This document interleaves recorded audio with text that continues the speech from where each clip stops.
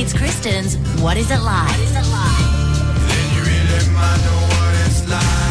What is it like to be the victim of domestic violence? We have to talk about domestic violence. We've got to shed some light on what's happening behind closed doors in Canberra households.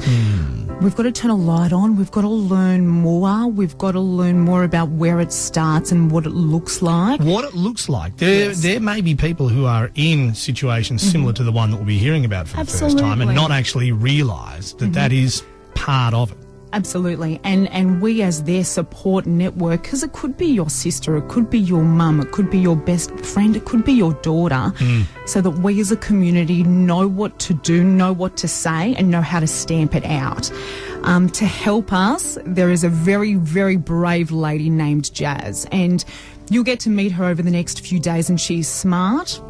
She has a fantastic job. She has a great family, but she has carried a secret for a really long time and carries very deep scars from a domestic violence relationship. For her, it started very subtly. So we moved out together and, you know, I'd only just got my licence and I didn't have my own car. So I sort of walked to and from work myself.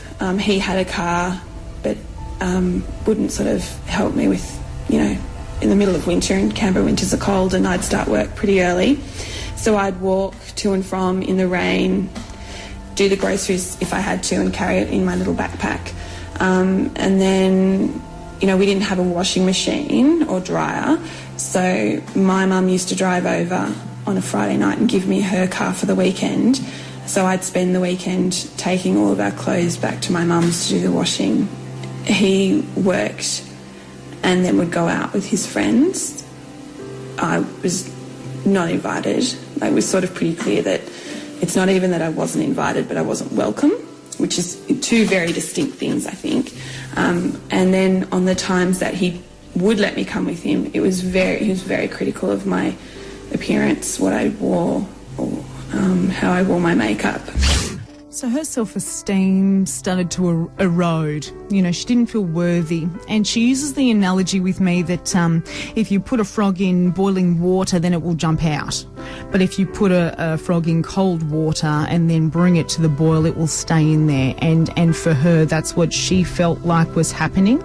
That is an amazingly appropriate analogy. Yes. That helps us understand, because the initial reaction is, why stay there?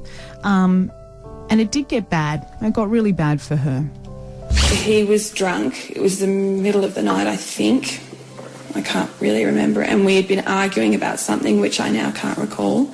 And he had me down on the bed, and he's much bigger than me, and he had his forearm across my neck, and he was sort of pinning me down on the bed that way.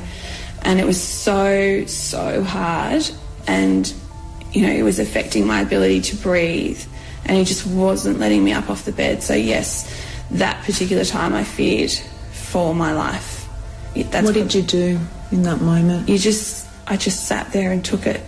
You know, you worry that if you're going to fight back, it's just going to get worse. So you just go into survival mode, and if you push back, who's to say how they're going to react to that? Because the whole thing, and at this time I probably started to understand, but reflecting back is where I'm getting all of this from now, is that it's all about control.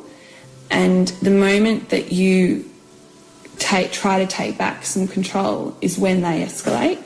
Did you tell anybody about that? Not at the time. Yeah. No, not at the time. Because you must just go into survival mode. You do, and then you sort of, you know, he leaves you for a little while, like, you know, in another room, and you cry and you eventually go to sleep, and then he's apologetic, and this is all part of what I now know to be the cycle. But you then go through a honeymoon phase where, again, I'm the princess and he dotes on me, and then, you know, before we know it, we're back into the cycle again.